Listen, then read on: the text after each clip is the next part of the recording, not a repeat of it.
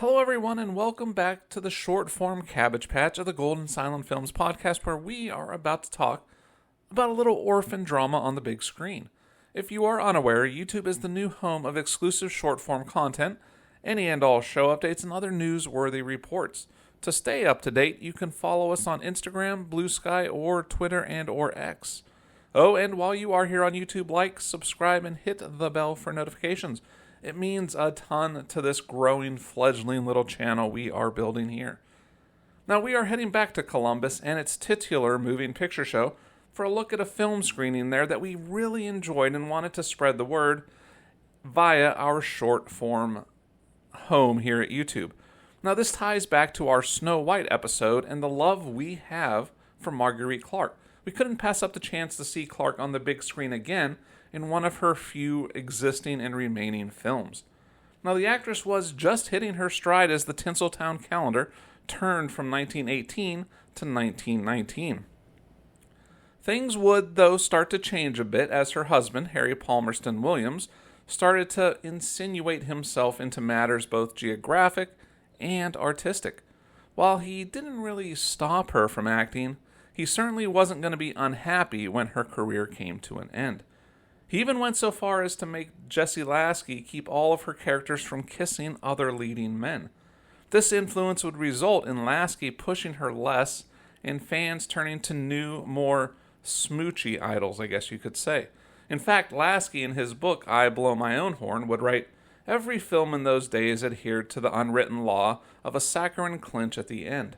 Marguerite's fans expected this as their due and simply couldn't accept their idol as a frigid heroine. Without wasting any time or more dimes at the box office, they got themselves other idols." Author William Curtis Nunn, in his 1981 biography of the star Marguerite Clark, America's darling of Broadway and the silent screen, would explain the aftermath of her husband's demands with Lasky. Nunn writes, "Marguerite certainly lost supporters, but her more ardent and enthusiastic admirers remained loyal. 4 kisses or not, the star retained the same grace and beauty." Whilst the kissing stuff and an increasing, at least public anyway, yearning for domestic bliss started to slow her career, it didn't really affect her 1919. Not at all. In fact, that year she would appear in 9 films across 1919, with the last one, Easy to Get, being released in 1920. These roles would mark the end of her contract with Lasky. Mrs. Wiggs of the Cabbage Patch was her first release in that busy 1919. The story was adapted from a novel by the same name by Alice Hegan Smith, and the film was directed by Hugh Ford. It was released on February of 1919. Now let's rewind a bit and talk about the novel and Broadway shows that walked so this picture could run. The original novel was written, again, by the aforementioned Alice Hegan Smith in 1901. Rice is a Kentucky native, raised in an upper-class setting and upbringing. It was a trip to a slum of Louisville, known as the Cabbage Patch, that really inspired the author to bring attention to the lives of those less fortunate. According to an article on the Literature Network website, we learn a little bit about the plot of that original novel. The article reads, "As a thinly veiled social commentary on the then shanty town near Old Louisville, Cabbage Patch was an instant success. At times heart-wrenching and humorous, with memorable characters in the Wiggs family surmounting enormous odds of impoverishment, marginalization, and disillusion, it was an important piece of literature and is still in print to this day." So as a viewer of the film and reading about the character of Alice Hegan Smith, I can't help but appreciate her drive to spread kindness and compassion, which is always something this world needs a little more of. And this concept and theme of kindness and generosity will run throughout this episode.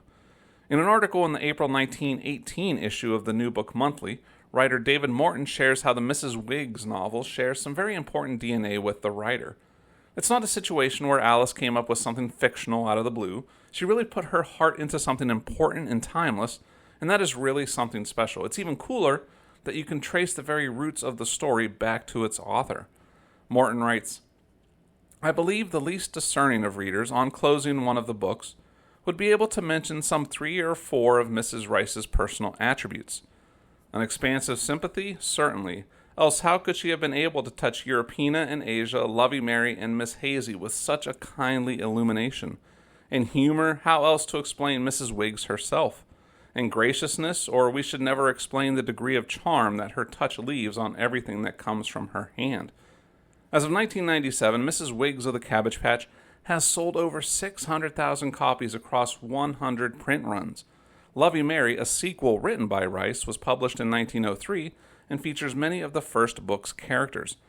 Like many stage shows of the time, this novel would spawn a Broadway show. In 1903, the book was combined with the concepts from Lovey Mary's sequel to make a play which premiered on Broadway at the Savoy Theatre in September of 1904. It was written by Anne Crawford Flexner and starred Madge Carr Cook. It had been performed in October 1903 in Louisville, Kentucky. Helen Lowell, who appeared in the cast, was able to tour to Australia, New Zealand, Hawaii, and across America for the next 7 years, playing Miss Hazy in the Cabbage Patch. In case you were curious, that original production playing in the Savoy Theatre ran from September 3rd, 1904 through January of 1905. Not too shabby for an Oscar Eagle-directed show. Winter of 1914 would see the first cinematic trip to the Cabbage Patch when it premiered in December. This first iteration was directed by Harold Entwistle and starred Beatrice Michelina, Blanche Chapman, and House Peters. It is based on the 1903 play by the previously mentioned Flexner. Now let's look at those responsible for this emotionally moving motion picture. The man behind the camera was Hugh Ford. While Ford's career wasn't super long, he definitely got a lot done over his 8-year career. He directed or co-directed an incredible 31 films between 1913 and 1921. He didn't stay behind the camera. In that same time span, Ford also wrote or contributed writing to nearly 20 films. Since this is short-form content, is partially focusing on the written word, let's talk about Eve Unseld, who wrote the scenario for the featured picture. She was born in Chicago, Illinois on December 6, 1879. Unseld got her start in writing and learning the ropes in journalism while writing for magazines while she was in college in Missouri. Her post-grad education would happen at Emerson College in Boston, where she switched things up a bit by studying literature and drama. The theatrical agent, Beatrice DeMille, was so impressed with one of Unseld's short stories that she hired young Eve as a play reader for her theatrical company in New York. So if that DeMille surname sounds a little bit familiar, it definitely should. Beatrice was the matriarch of the DeMille family. Her sons were Cecil B. and William C. Eventually, Beatrice DeMille became a mentor to Eve, giving her the motivation she needed to further her career. You see, Beatrice was, in addition to being a mom, she was also a mover and or shaker in the entertainment business. Her areas of expertise included being a playbroker, screenwriter, playwright, theater actress, and on top of all that, an entrepreneur. As a writer for motion pictures, Eve Unseld would write over 96 films in her lifetime and even found time to edit 10 films. Some of her most famous screenwriting credits include Shadows from 1922, The Ancient Mariner and the Plastic Age from 1925, and 1929's The Spirit of Youth, and that is just a few. Now, her skills weren't strictly tied to the typewriter or the editing bay. If she had a business card, it would also list company director, play reader, theater actress, all amongst those incredible skills. Speaking of the writing, let's turn to the always phenomenal Movie Silently website to see and read how the various iterations came together to form the particular film we are talking about today. The article reads, "The play combined incidents from both books and borrowed the heroine of Lovey Mary, who was named Lovey Mary. The film took the addition of Mary, swept away most of the play's other plot points, and substituted a few of its own. It doesn't really follow the play or the books, but is a darn sight closer than the 1914 adaptation, apparently. In the film, veteran orphan Lovey Mary runs away from an orphanage, taking with her a little boy who had been placed in her care. The two eventually find themselves in the titular Cabbage Patch section of town, where they meet Mrs. Wiggs. She and her 5 children live in poverty and do their very best to survive. They rest on their faith, looking to the Lord to provide. With little hesitation, she takes the wayward orphans in and provides them with shelter and food. Mrs. Wiggs even provides cover for the orphans as Johnny Law comes looking for them. You see, the sheriff is on the trail in an effort to return Lovey Mary and the boy to the original orphanage. As the film plays out, we meet various characters all involving themselves in the action in one way or another. and all of these events eventually teach Mrs. Wiggs and Lovey Mary some valuable lessons along the way. The film ends with the whole family attaining prosperity, comfort, and security.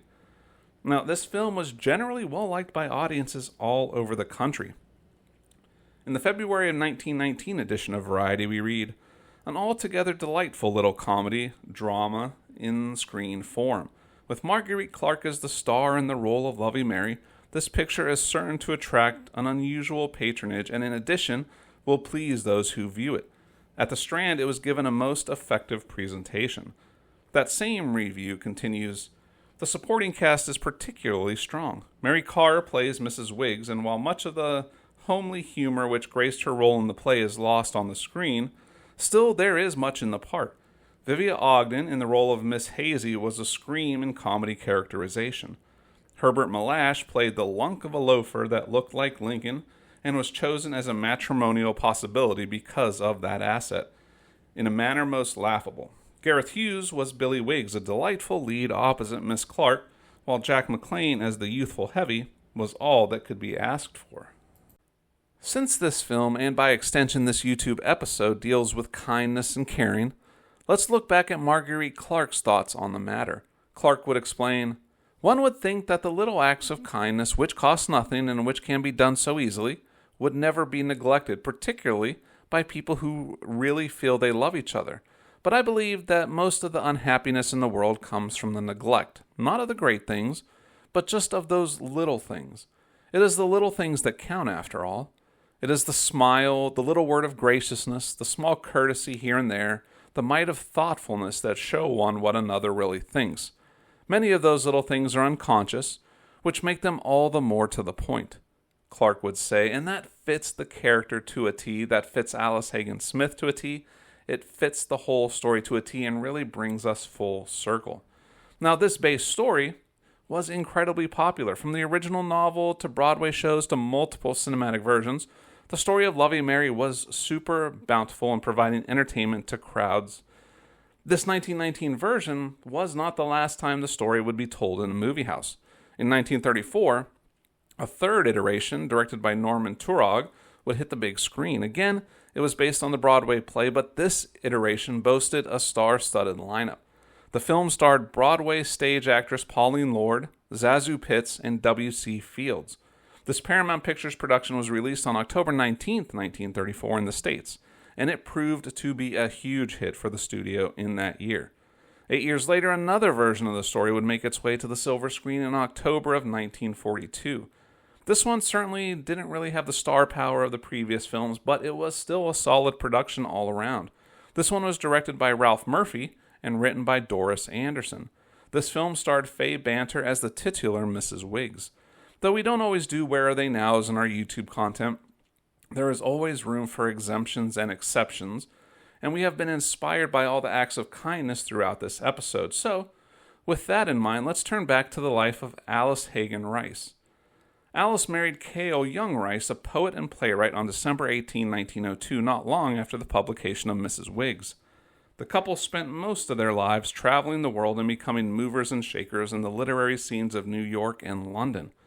She later became part of a social movement that would help improve the working and living conditions of the poor, which would lead her to helping found the Cabbage Patch Settlement House in Louisville in 1910. Alice Hegan Rice died at her home in Louisville, Kentucky on February 10, 1942, at the age of 72. If you are curious about her final resting place and you are up for a visit, look no further than Cave Hill Cemetery in Louisville. More specifically, you can find her in Section Q, Lot 107, Grave 1. As we wind things up, let's turn back to David Morton for a really great wrap-up of the life, work, and legacy of Alice Hegan Rice. And remember, this was written in 1918, so it was published in the prime of her life. But Morton's words still ring incredibly true and are definitely worth sharing with you guys right now. Morton would write, "The key to Mrs. Rice's success, as I have intimated, is her good fortune in creating living personalities. But these things do not come so easily as all that. There must be application, close, tireless, and prolonged, if the character is to be constructed into a consistent whole, if fatal absurdities are to be avoided. It is just this that Miss Rice has brought to her work.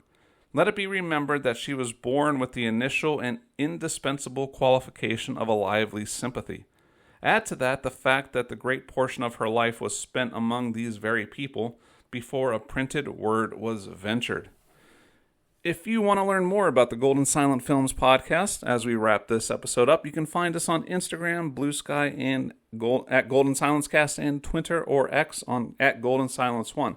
And while you are here on YouTube, like, subscribe, and hit that bell for notifications. Your support means so much to us here on the road to 100 subscribers. And never forget, the silents are golden, and the talkies, they're just a fad.